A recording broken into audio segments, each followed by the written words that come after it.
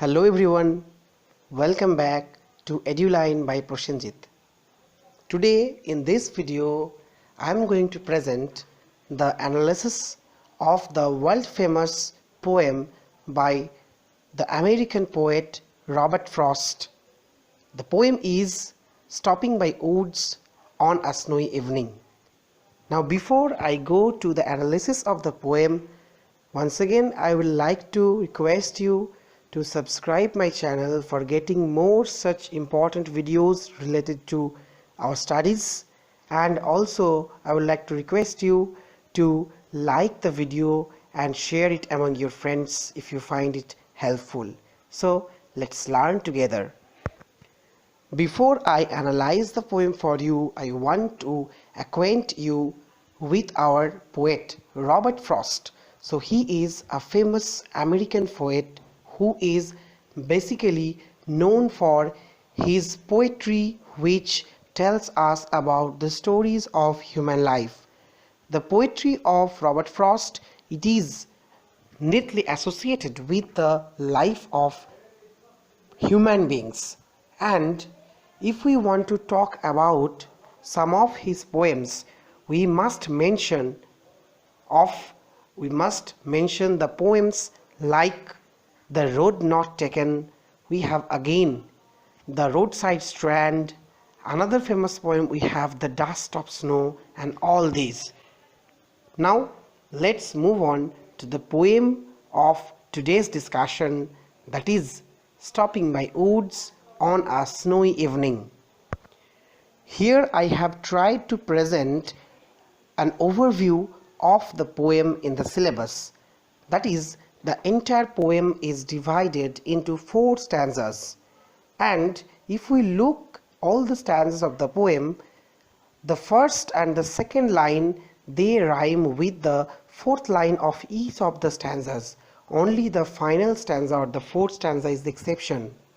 Now if we try to find out the overview or a general idea about this particular poem, we must start with this, that the poem tells us about nature and the beauty of nature. So the poem is about the beauty of nature. The speaker or the persona in the poem, he is out in the woods. He is traveling through the woods, he is passing through the woods on horseback, and it's almost evening, and it is a winter evening. So on a winter evening, the speaker in the poem was passing through a woods filled up with snow. Now the woods on that particular evening filled up with snow was so amazing, was so beautiful a sight, that the speaker stops his horse and stands and gazes at the wood filled up with snow. So the beauty of the woods filled up with snow draws the attention of the poet, and the poet is mesmerized to watch at. But unfortunately the speaker tells that although it was a pristine sight, it was really a lovely sight to watch out there, but still he cannot wait there for longer, because being a traveler, the poet has lots of promises to be kept. He has lots of works, lots of duties to be discharged. That is why he has to go from there.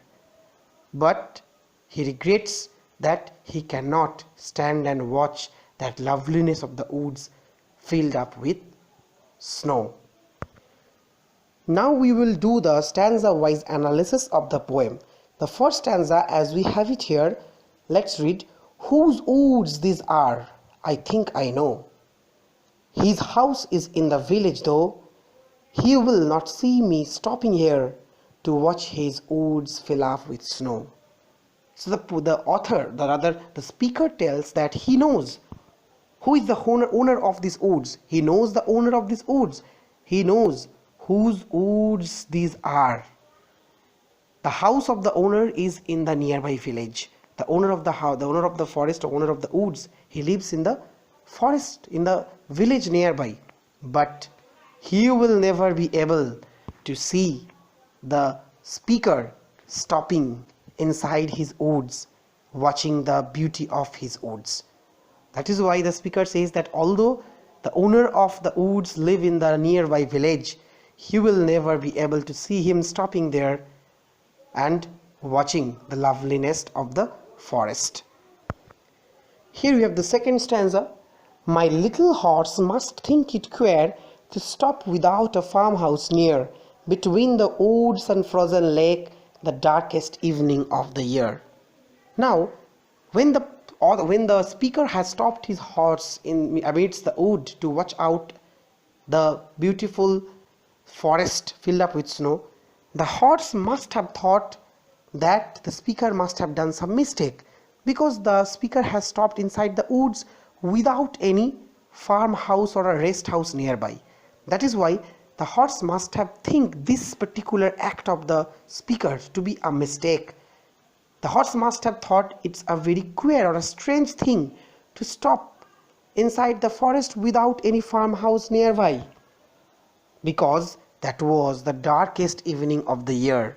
So on that darkest evening of the year, to stop amidst the woods without any farmhouse nearby, this is a kind of a strange act. It is a kind of a strange action on the part of the speaker. At least it is thought by the speaker's horse. Now the third stanza we have here. He gives his harness bell a shake to ask if there is some mistake. The only other sound is the sweep of easy wind and downy flake. Now this stanza tells us about three sounds. The speaker seems to hear three consecutive sounds. So in order to remind the speaker of his mistake, the horse shakes his harness bell and tries to remind him whether he has done some mistake by stopping amidst the woods without any farmhouse nearby. So the first sound heard by the speaker was the sound of the tinkling of the harness bell. The second sound was the blowing of the wind, the blowing of the easy wind.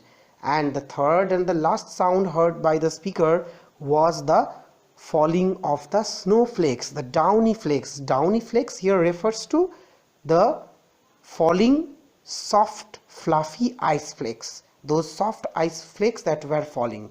So these three sounds, the tinkling of the harness bell of the horse, the blowing of the easy wind, and also the sound, the soft sound made by the falling fluffy ice flakes, they were heard by the speaker as he was standing there motionless and enchanted to watch the loveliness of the forest filled up with snow.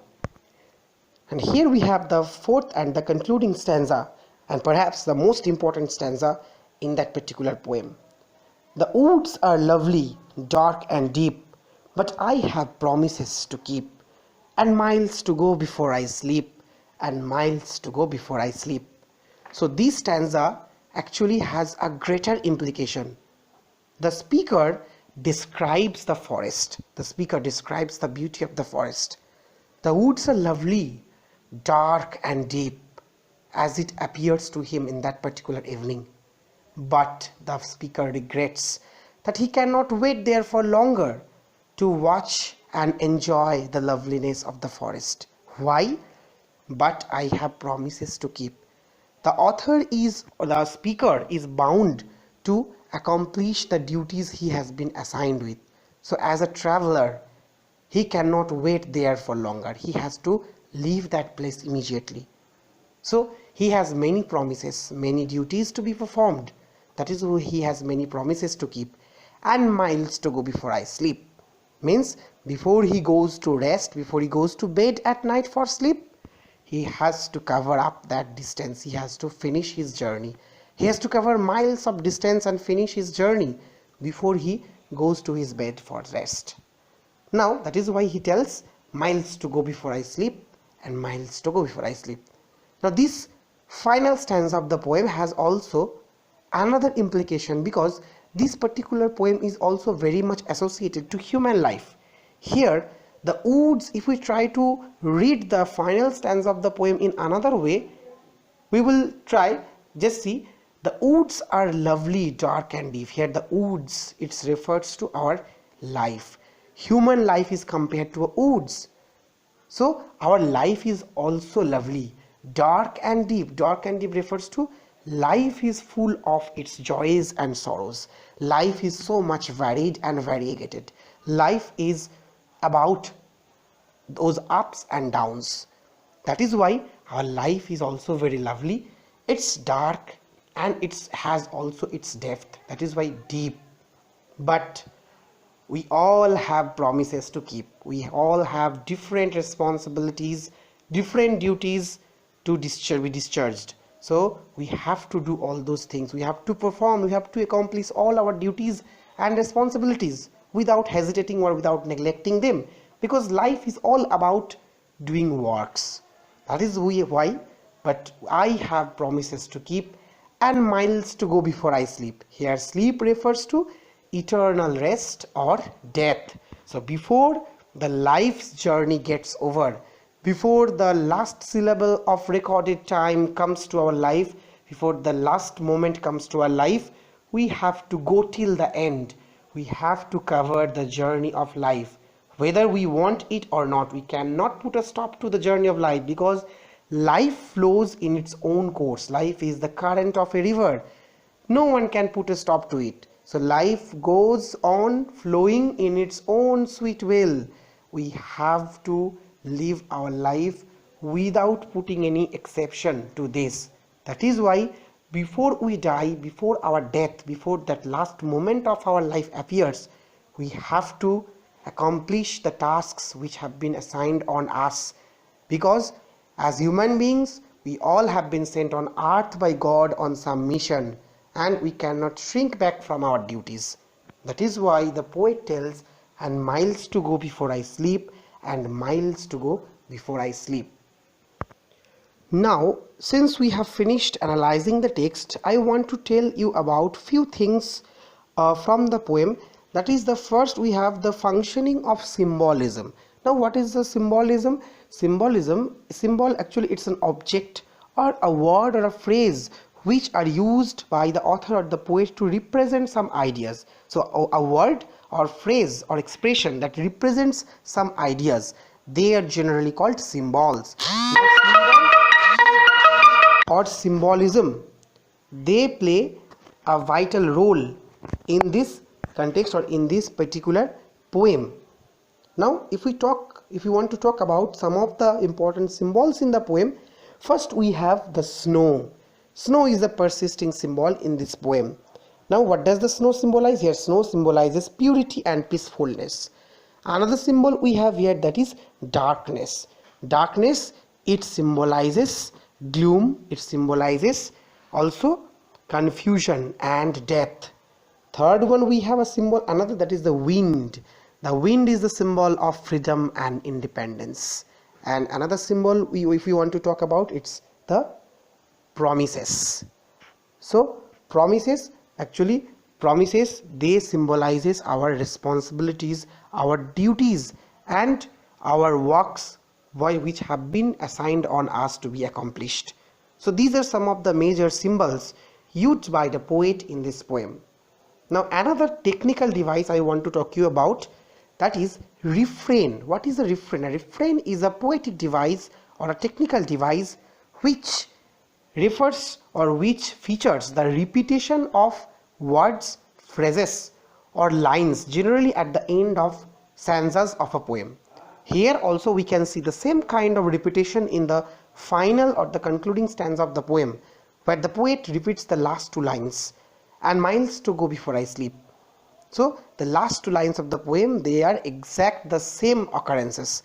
That is why it is also called a refrain. Now why is a refrain used? A refrain is basically used by the poet to emphasize a particular idea, to put stress or to lay emphasis on a particular idea. So here the poet laying emphasis on the particular idea that before life's journey gets over, all the human beings, we will have to accomplish all the tasks and all the responsibilities we have been taking on our shoulders. So here the speaker also tells, before he goes to rest for night, he has to accomplish all the tasks all the responsibilities, all the promises he has with them.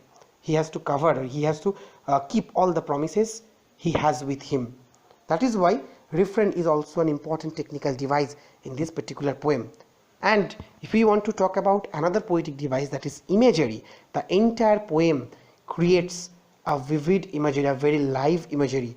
The description, the entire description made throughout the poem, it really presents a vivid imagery, a vivid images in front of our eyes just as we go through the poem. So imagery also plays a major role in unfolding the true concept of the poem Stopping by Woods on a Snowy Evening by Robert Frost.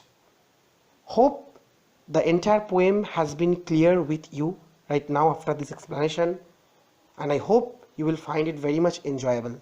So before I end the video, once again I would like to request you to subscribe the channel for more such videos, and also like the videos and share it among your friends.